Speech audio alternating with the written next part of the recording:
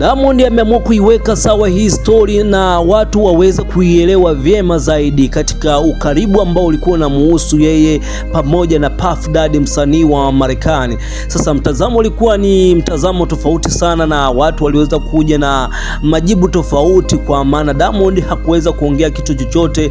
Sasa leo kaja kuelezea, ama kati ya interview ambayo ameweza kuifanya, ameweza kuelezea vyema zaidi na watu wameweza kuelewa kwamba Diamond aliweza kwenda kwa P Diddy ambaye ni Puff Daddy, msanii kutokea pale nchini Marekani.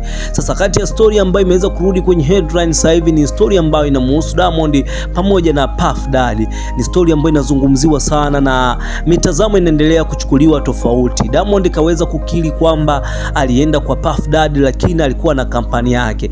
Kabla sijaendelea kukupa story hii hapa, ni kuombe kitu kimoja, bonyeza neno ambalo limeandikwa subscribe hapo, achia comment yako, lakini usisahau ku like video hii hapa, bonyeza alama ya kengele uwe mtu wa kwanza kabisa kuendelea kupata kazi zetu ambazo zinakuja kwa nyakati tofauti, lakini pia kazi zetu tofauti ambazo zinaruka katika Bongo Media. Kati ya story ambayo sasa tuendelee, kati ya story ambayo ilikuwa inaendelea kwa kipindi cha nyuma hapo, ni story ambayo ilikuwa inamhusu Diamond Platnumz pamoja na P Diddy ambaye ni Puff Daddy.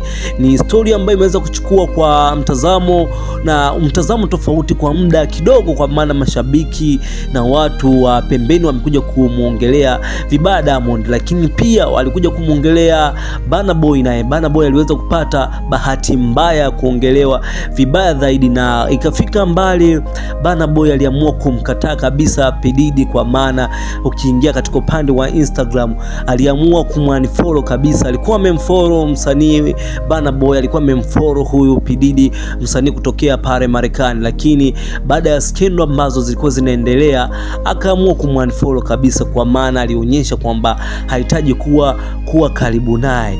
Lakini sasa Diamond kaja kukiri kwamba aliweza kufika paka kwa Diddy, lakini kitu ambacho waliweza kufika pale, aliweza kufika paka studio, na baada ya kufika pale studio waliweza kutoka studio na waliweza kwenda kuogelea katika swimming. Baada ya kwenda kuogelea katika upande wa swimming, aliweza kukutana na familia ya Diddy, kwa maana Diamond Platnumz alikaribishwa kwa Diddy na Diddy aliweza kuheshimu kabisa ugeni wa Diamond, kwa maana Diamond alikuwa na kampani yake, alikuwa na Swezi pamoja na Salamu SK, lakini pia Lukamba naye hakuwa nyuma.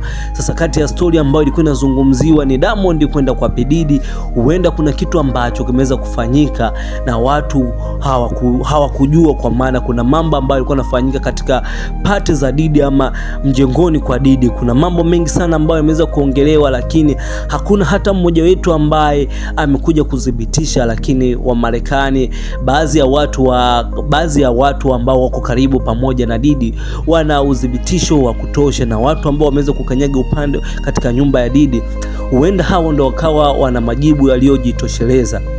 Sasa tunakuja kumsikiliza Diamond. Diamond amekuja kuzungumzia kwamba alienda kweli kwa Diddy, lakini kile kitu ambacho kinadhaniwa ama maneno ambayo yanakuzwa huko mtandaoni ni maneno ambayo sio ya kweli kabisa.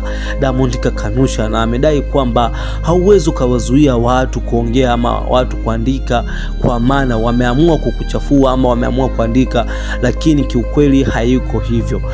Hii ni interview ambayo alikuwa anafanya pamoja na Lil Yachty ambaye ni mchambuzi kutokea pale Wasafi, kwa maana Lil Yachty kwa sasa hivi anafanya kazi Wasafi.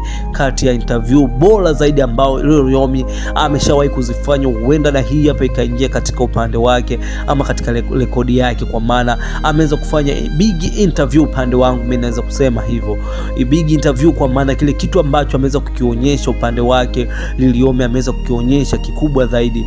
Huu ni kumbuka kwamba Diamond Platnumz ni CEO wa Wasafi Media, ni CEO wa Wasafi FM, na jana studio zimeweza kufunguliwa, na baada tu ya kufunguliwa waliendelea na vipindi vyao kama kawaida. Sasa nazungumzia kwamba ni big interview, kwa maana kivipi? Nazungumzia kwamba Lil Yachty licha kuwa kwamba huyu ni boss wake, hakuwa yani kwamba ubosi aliweka pembeni na aliamua kumuuliza maswali ambayo yalikuwa yanastahili, na kati ya maswali hayo Diamond ameweza kulijibu swali ambalo lilikuwa linahusiana kuhusiana yeye pamoja na P Diddy Puff Daddy, msanii wa Marekani pale. Sasa Puff Daddy kwa sasa hivi tunajua kwamba yuko nje baada ya kutumikia kifungo cha miezi kadhaa, na amekuja kushinda kila kitu, ama kesi ambayo ilikuwa inamwandama amekuja kuishinda, lakini bado kuna makando ambayo bado yanaendelea kumnyemelea.